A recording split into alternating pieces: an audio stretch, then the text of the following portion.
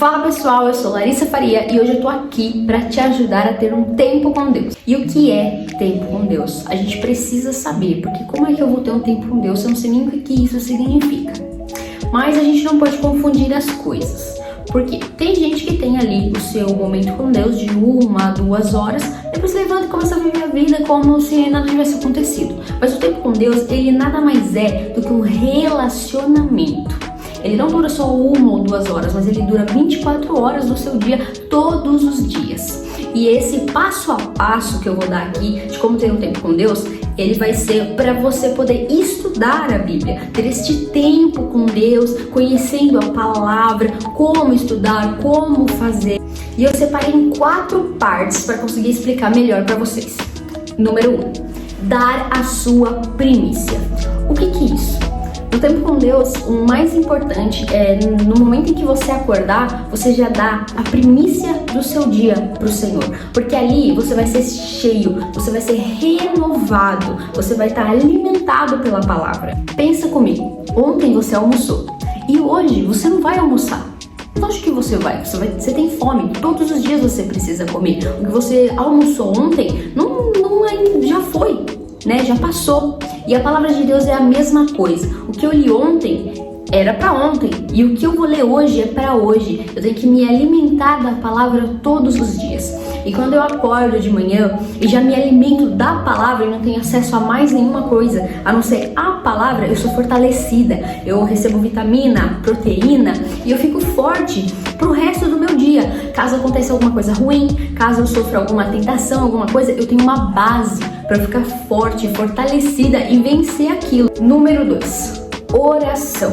A vida do crente gira em torno de oração. Tudo que a gente faz, a gente ora. E o tempo com Deus é a mesma coisa. E a gente pode começar a oração ali no tempo com Deus agradecendo pelo dia, por poder estar ali, agradecendo pelas coisas que você tem que ser grato, né? Eu gosto de agradecer até por coisas pequenininhas para algumas pessoas, né? Como a minha cama, por poder dormir bem quentinha, ter as minhas cobertinhas, ter ali a minha mesinha onde eu estudo, que para mim foi uma realização muito grande. Eu gosto de agradecer por todas essas coisas. E também eu oro pedindo sabedoria, pedindo para que Deus derrame sobre mim sabedoria, derrame sobre o entendimento, para que quando eu leia ali eu consiga compreender a história, o tempo, o que está acontecendo, sabe?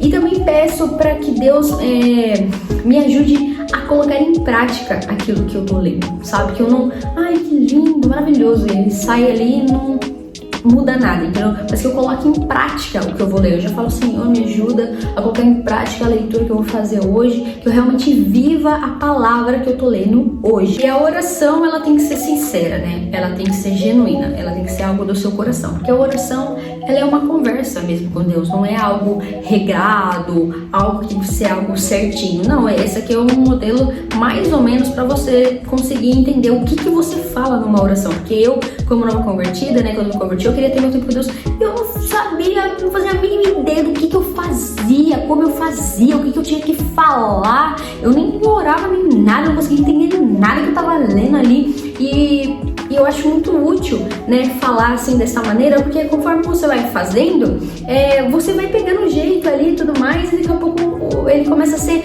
algo bem real, algo genuíno mesmo, uma conversa muito sincera. É claro que eu falo milhões de outras coisas que eu tenho no meu coração, às vezes já acordo meio angustiada, meio triste, eu já solto tudo, já falo tudo, já desabafo tudo com o Pai, e a oração ela tem que ser genuína. E em terceiro lugar, a leitura da Bíblia. O principal que eu vou falar pra vocês é que vocês tenham a linguagem da Bíblia, certo? A minha Bíblia é essa daqui, essa Bíblia laranjinha aqui, e ela é a NVI.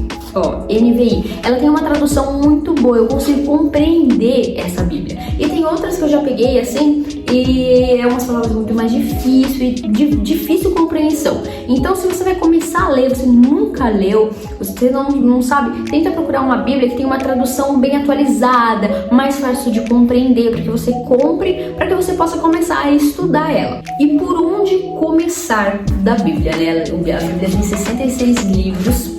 E o que eu indico pra você? Se você nunca leu a Bíblia, se você é um novo convertido, uma nova convertida, tá aqui nesse vídeo pra aprender, eu vou falar pra você começar pelos evangelhos, que são qual? Mateus, Marcos, Lucas e João.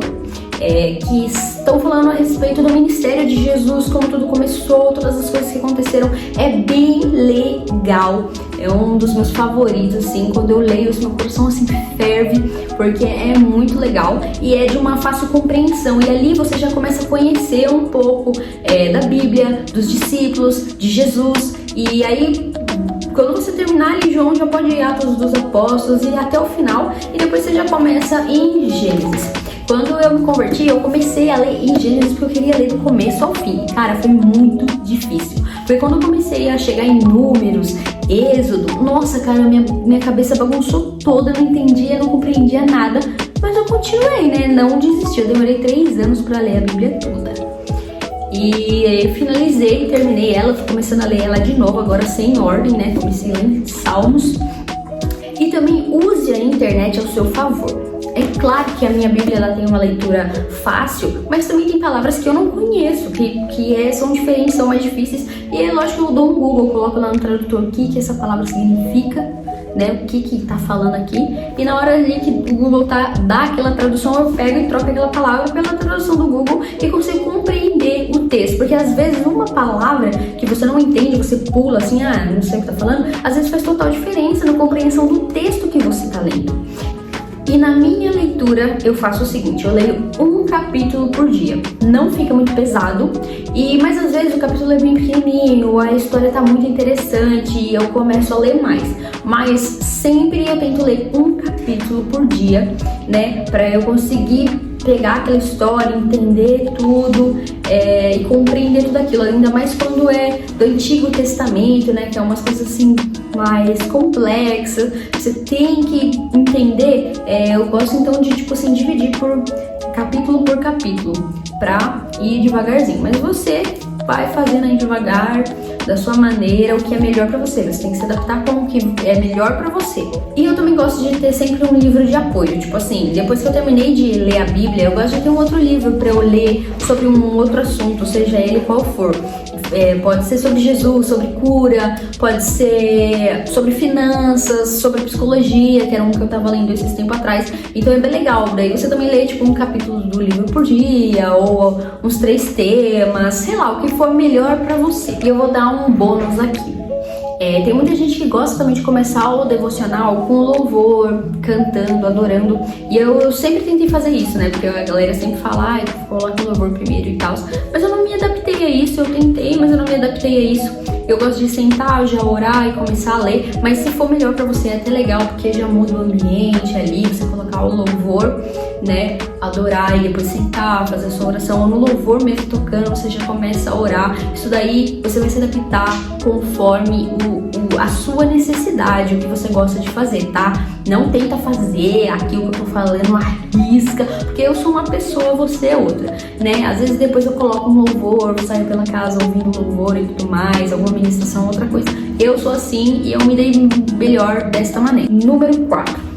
Viver a palavra. É isso aí. Depois que você tem ali o seu momento com Deus, o seu relacionamento, porque Deus é uma pessoa, você é uma pessoa, vocês estão se relacionando. Ele não é um ser distante, está lá longe. Não, ele está aqui, bem perto e bem presente. Depois que você tiver o seu momento, aprender ali algumas coisas, Deus falar com você, às vezes ele vai falar, às vezes ele não vai falar, às vezes ele vai falar na palavra, no louvor, na oração, sempre é de uma maneira diferente. Deus fala com cada pessoa de uma forma, porque eu compreendo de uma forma, você é de outra, fulano de outra. Então Deus ele fala de maneiras diferentes.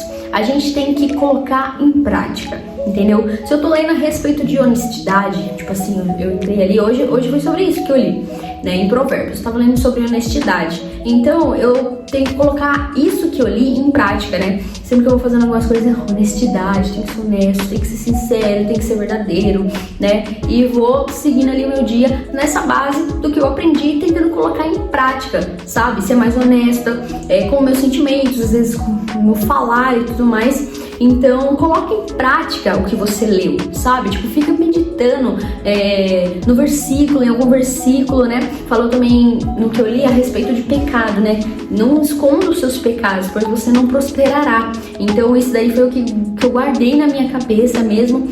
E tô aí no dia com esse versículo. Se for legal pra você, também anota no post-it, cola na sua parede, no seu celular, onde você possa ficar olhando para aquilo, meditando naquela palavra, para que você possa viver mesmo o verdadeiro evangelho genuíno. E é isso, pessoal. Espero que você tenha gostado, que também tenha te ajudado. Compartilhe esse vídeo aí com alguém que você sabe que está precisando entender melhor o que é um tempo com Deus, para que ele serve, de que maneira ele acontece. Deixa aí um comentário, um like. E é nóis. Deus abençoe. Falou!